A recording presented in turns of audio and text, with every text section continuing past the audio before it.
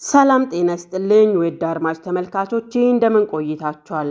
ይህ ማሂ ኢንተርቴይንመንት ነው። በማሂ ኢንተርቴይንመንት እንደተለመደው የተለያዩ ዝግጅቶችን ወደ እናንተ ይዘን እንቀርባለን። እናንተም ያላችሁን ሐሳብ አስተያየት እያደረሳችሁን ሰብስክራይብ፣ ላይክ፣ ሼር እያደረጋችሁ እስከ ዝግጅታችን ፍጻሜ ድረስ አብራችሁን እንድትቆዩ በትህትና እንጋብዛለን።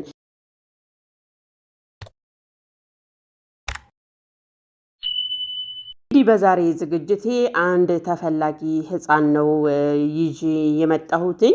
ይሄ ተፈላጊ ህፃን እንግዲህ ሙባረክ ይባላል።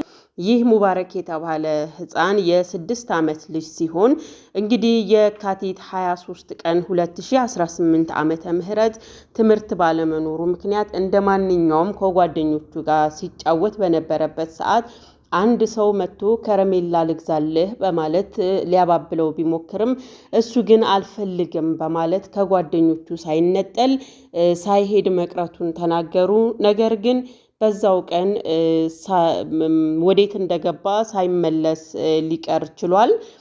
እንግዲህ መጀመሪያውም ከረሜላ ልግዛልህ ብሎ ለማታለል የሞከረውን ሰው ህፃናት ስለነበሩ ምንም አይነት ጥቆማም ሆነ እንደ ነገሩን ትኩረት ሳይሰጡት ቀሩና ይሄ ሙባረክ የተባለ የ6 ዓመት ህፃን እንግዲህ እንደወጣ ሳይመለስ ሊቀር ችሏል። እንግዲህ ይሄ በጣም የህፃናት መጥፋት፣ መሰወር፣ መታፈን እጅግ በጣም ማለት መጨረሻ የሌለው ስር የሰደደ ጉዳይ ሆኗል።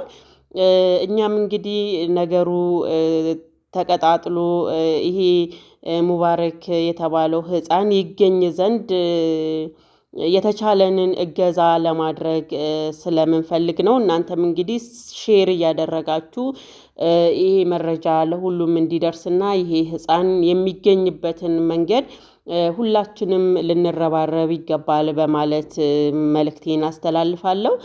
ሙባረክ እንግዲህ አባትና እናቱ በተለያየ ዘርፍ ማለት ነው ልጆቻቸውን ለማሳደግ እናቱ በአረብ ሀገር ደም ተፍታ የምትኖር፣ አባትየው ደግሞ በኮንስትራክሽን ስራ ላይ ተሰማርቶ ከአዲስ አበባ ወጣ በማለት ለአሳዳጊ እህቱ ትቶ እንደሚኖር ነው መረጃው የደረሰን።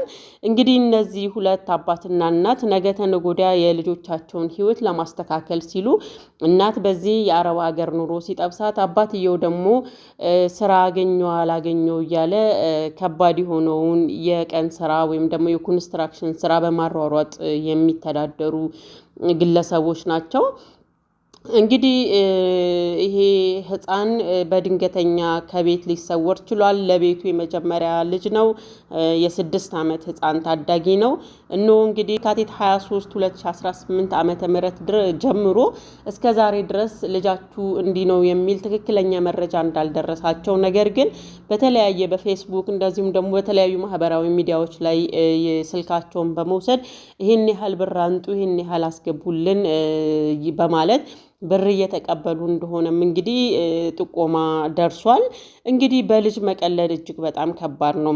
ማለት እኛ ማለት ይህንን ነገር ለከሌና ለከሌ ብለን ተናግረን ለማስረዳት እንቸገራለን። ምክንያቱም የሚያውቀው ነው የሚያውቀው እንጂ ማንም ሰው ይሄ ነው ብሎ ስለተናገረ የሆነ ሰው ላይ ሊሰርጽ የሚችል ነገር አይደለም። ግን በቃ ቤተሰባዊነት ማንም ሰው ባይወልድም እንኳን እህት አለው፣ ወንድም አለው፣ ጎረቤት አለው፣ የሚወደው ሰው አለ፣ አብልጦ የሚወደው ሰው አለ እና ያንን ህመሙን በዛ ውስጥ ሆኖ ማሰብ ነው። ማናችንም ብንሆን የምንወደውን የምንቀርበውን ካጠገባችን እንዲርቅብን የማንፈልገው ሰው ስናጣው ህመሙ ምን ያህል እንደሆነ ሁላችንም ያው እዛ ቃሊቲ አካባቢ ነው የሚኖረው። አጋጣሚ ሆኖ እናቱ አረብ ሀገር ነው ያለችው ለስራ ብላ ሄዳ፣ አባቱም እዚሁ አካባቢ ነው ወደ ሸኖ አካባቢ ነው ስራ እየሰራ ያለው በኮንስትራክሽን ስራ ውስጥ እና በጣም ችግር ላይ ያሉ ሰዎች ናቸው። አጋጣሚ ሆኖ ለስራ ሄዶ የእናቱ እህት ነች ቤት እያሳደገቻቸው ያለችው፣ አክስቱ ነች እያሳደገቻቸው ያለችው። ሌላም እህት አለችው ህፃን ልጅ የ4 ዓመት። ሁለቱ ናቸው እንግዲህ ያሏቸው ህፃናቶች። ሁለቱም ተሯሩጠው እነዚህን ህፃናት ለማሳደግ ነው እየተሯሯጡ ያሉት። አጋጣሚ ሆኖ የአድዋ በዓል ዕለት ካላንደርም ዝግ ስለሆነ ልጆች ትምህርት ቤት አልሄዱም። ህጻናት ጋር ውጭ ላይ እየተጫወተ እያለ የሆነ ሰው መጣ፣ ብስኩት ልግዛለህ አለው ነው የሚሉት። እምቢ ብሎ ሲመለስ ተቆጣው። እንደገና ደግሞ ተመልሶ ከነዛ ህጻናት ለጠል ብሎ ወደ በር ላይ ሲወጣ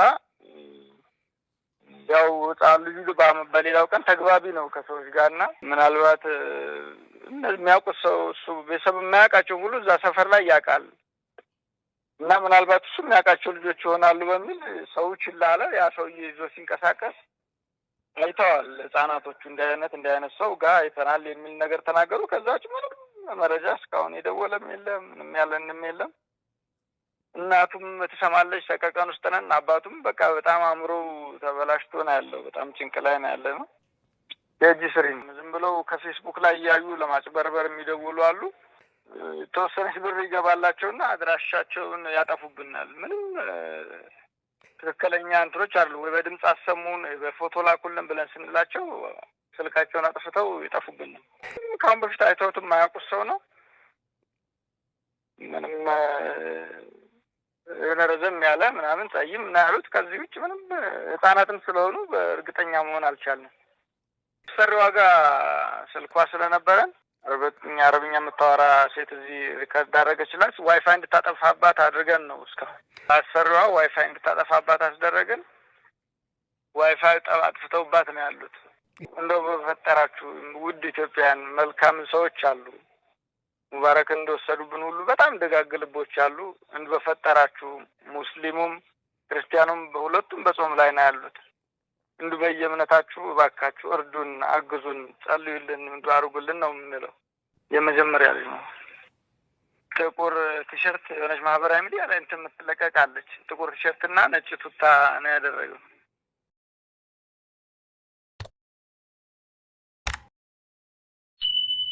እናትየዋም እንግዲህ ይህንን ነገር በአረብ ሀገር ሆና የልጇን መጥፋት እንዳትሰማ ብዙ መከላከሎች እየተደረጉ እንደሆነ ተነግሯል። እንግዲህ ያው ይሄ መከላከሉ ጥግ ይደርሳሉ የሚለውን ባናቅም ዞሮ ዞሮ ግን እቺ እናት ልጇ በአስቸኳይ ቢገኝ ነገሩ ሁሉ ያው ፈር ይይዛልና እባካችሁ ደጋግ ኢትዮጵያውያን አሁን ሁላችንም እንግዲህ የምንገኘው ሙስሊም ክርስቲያኑ በጾም ሰዓት ላይ ያለነውና ሁላችንም የነፍስ ስራ እየሰራን ይህንን ጾም ማሳለፍ እንዳለብን ሁላችንም እናውቃለን። ስለዚህ እንግዲህ ይህንን ህፃን በተንኮልም ይሁን ብር ለመደራደርም ይሁን የወሰዳችሁ አካላት እንደው ስለፈጠራችሁ ማለት ነጋችንን አታጨልሙት፣ ህይወታችንን አታበላሹት። በቃ ሰው በደስታ ይኑርበት፣ ሰው ወልዶ ያሳድግበት። በቃ እንደዚህ አይነት የአይምሮ ውድቀት በቃ እስከ መቼ ነው አብሮን የሚቀጥለውና እባካችሁ ይህንን ነገር የምታደርጉ ሰዎች ወደ ራሳችሁ ተመለሱ። በቃ ህፃናት ላይ የሚደርስ ግፍ፣ ሴቶች ላይ የሚደርስ ጭካኔ እባካችሁን በቃ የሆነ መስመር ሊይዝ ይገባል። ማለት ምንድን ነው እኛ ሀገር የገባው መጥፎ መንፈስ እንዲህ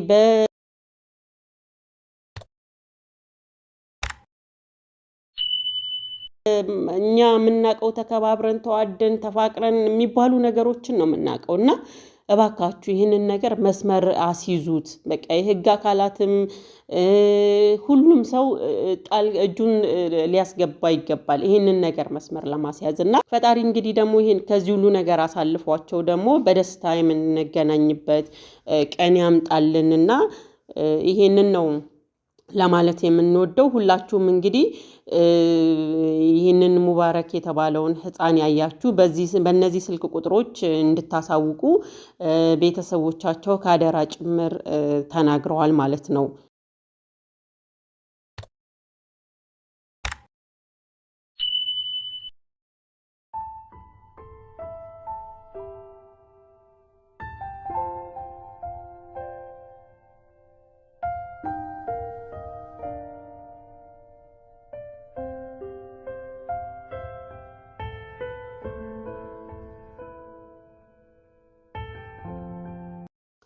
ሌላው እንግዲህ በቅርብ ለማስታወስ እንደምንሞክረው በትግራይ ክልል ምዕራባዊ ዞን እንዳባጉና ውስጥ የተፈጸመ እጅግ ዘግናኝና ሰቅጣጭ የሆነ የወንጀል ድርጊት ነበረ። እንግዲህ ይሄ የወንጀል ድርጊት ህፃን ናኦድ ተክላይ ብርሃኔ የተባለ ህፃን በአሰቃቂ ሁኔታ ተገሎ ተገኝቷል።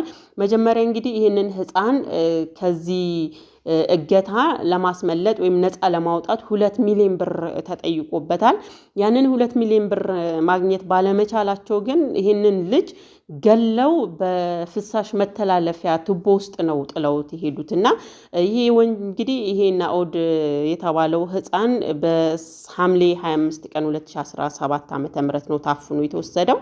ከዛ በኋላ እንግዲህ እንዲህ ነው ሳይባል ይሄ ልጅ 2 ሚሊዮን ብር ድርድር ቀረበበት። ይሄ ነገር ባለመሆኑ ተገሎ በፍሳሽ መተላለፊያ ቱቦ ውስጥ ተወርውሮ ተገኝቷል። እንግዲህ የዚህን ወንጀል ፈጻሚዎች አንደኛው የቅርብ ቤተሰብ እንደሆነም ታውቋል።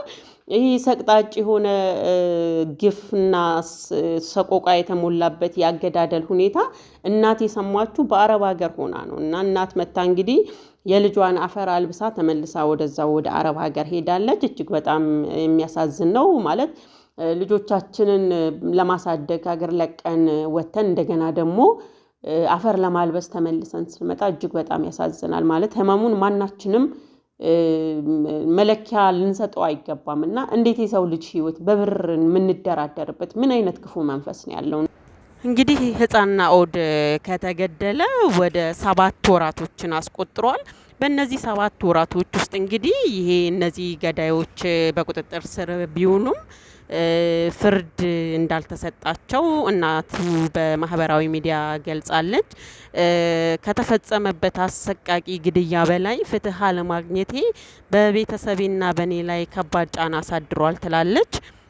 እጅግ እንግዲህ እነዚህ ሰዎች መግደላቸው ተረጋግጦ በህግ ቁጥጥር ስር ከዋሉ 7 ወራቶች ሙሉ ምንም አይነት ውሳኔ አላገኙም።